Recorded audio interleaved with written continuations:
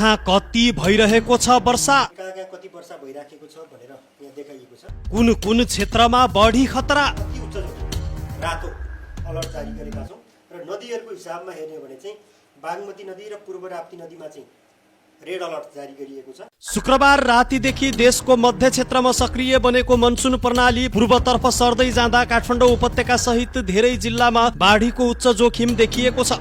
जल तथा मौसम विज्ञान विभागका प्रमुख बाढी पूर्वानुमान महाशाखाका वरिष्ठ हाइड्रोलोजिस्ट विनोद पराजुलीका अनुसार हाल बागमती, मधेस, गण्डकी र कोशी प्रदेशका विभिन्न भागमा मध्यमदेखि भारी वर्षा भइरहेको छ।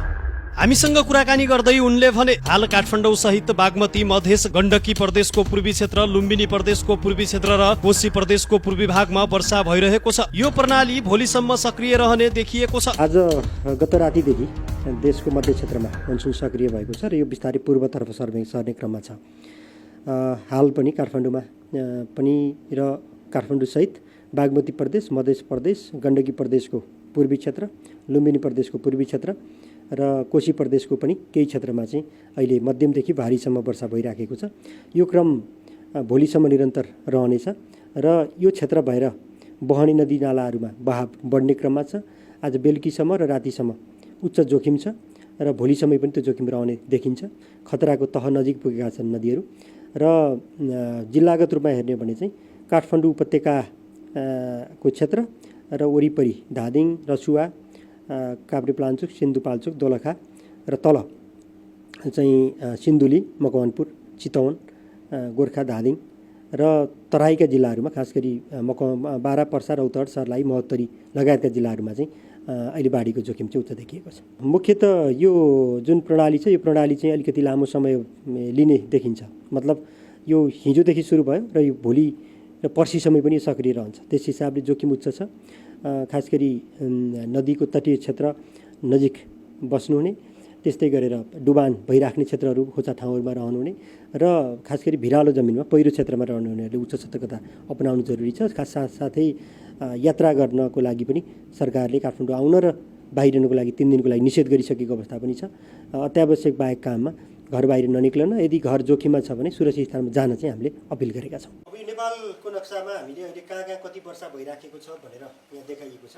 यो हेर्दाखेरि चाहिँ यो बागमती र मधेस प्रदेशको क्षेत्रमा, मधेस प्रदेश र बागमती प्रदेशको क्षेत्रमा चाहिँ भारी वर्षा मापन भएको छ। 100 मिलिमिटर भन्दा बढी वर्षा चाहिँ पर्सामा मापन भएको छ भने 60 मिलिमिटर भन्दा बढी वर्षा चाहिँ यो बारा, पर्सा, रौतहट, सर्लाही, महोत्तरीसम्मको जिल्लाहरूमा मापन भएको छ। त्यस्तै काठमाडौँ उपत्यकातर्फ पनि 50 मिलिमिटर भन्दा बढी वर्षा चाहिँ पछिल्लो 12 घण्टामा चाहिँ मापन भइसकेको अवस्था छ र यो क्रम बढ्दै जाने देखिन्छ र यो प्रणाली बिस्तारै पूर्वतर्फ सर्ने भएको कारणले अब आगामी बेलुकी र रातिसम्म यो प्रणालीले पूर्वी क्षेत्रमा समेत प्रभाव पाएको देखिन्छ। यो बुलेटिन अनुसार चाहिँ देशको सुनसरी, उदयपुर, सप्तरी, सिराहा, धनुषा, महोत्तरी, सर्लाही, रौतहट, बारा, पर्सा, सिन्धुली, दोलखा, रामेछाप, सिन्धुपाल्चोक, काभ्रेपलाञ्चोक होइन, काठमाडौँ, ललितपुर, भक्तपुर, मकवानपुर, चितवन र आसपासका जिल्लाहरूमा चाहिँ हामीले अति उच्च जोखिम रातो अलर्ट जारी गरेका छौँ। र नदीहरूको हिसाबमा हेर्ने हो भने चाहिँ बागमती नदी र पूर्व राप्ती नदीमा चाहिँ रेड अलर्ट जारी गरिएको छ। त्यस्तै कमला नदीमा येलो अलर्ट जारी गरिएको छ। त्यस्तै कन्काई नदीमा पनि येलो अलर्ट जारी गरिएको छ भने कोशी नदीका पनि सबै शाखा नदीहरूमा येलो अलर्ट चाहिँ जारी गरिएको अवस्था छ आगामी 2 दिनको लागि है, 3 दिनकै लागि यो अवस्था चाहिँ छ। अब आजको चाहिँ नै